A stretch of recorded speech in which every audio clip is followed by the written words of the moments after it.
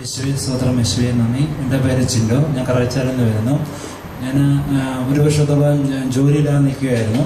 അപ്പം പെട്ടെന്നൊരു ജോലിക്ക് കയറാൻ പറ്റിയ ശരീരാവസ്ഥയല്ലായിരുന്നു എനിക്ക്.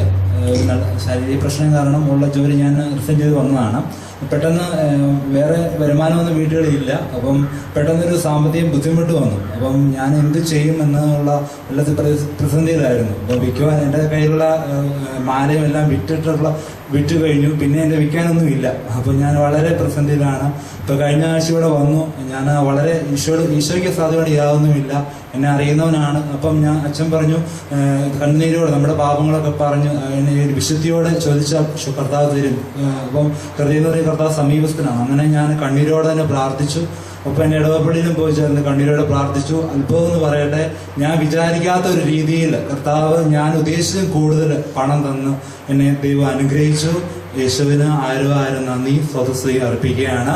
ഒപ്പം എൻ്റെ വയറിന് ഒരു പ്രശ്നം ഉണ്ടായിരുന്നു. ഞാൻ ഉദരസംബന്ധമായിട്ട് പിന്നെ വയറിന് വീർത്തിരിക്കുന്ന ഒരവസ്ഥ. അപ്പോൾ 6 വർഷമായിട്ട് തുടങ്ങിയിട്ട് ഞാൻ ആശുപത്രിയിലൊക്കെ പോയിട്ട് അവർ ടെസ്റ്റ് സ്കാൻ ചെയ്യണമെന്ന് പറഞ്ഞു.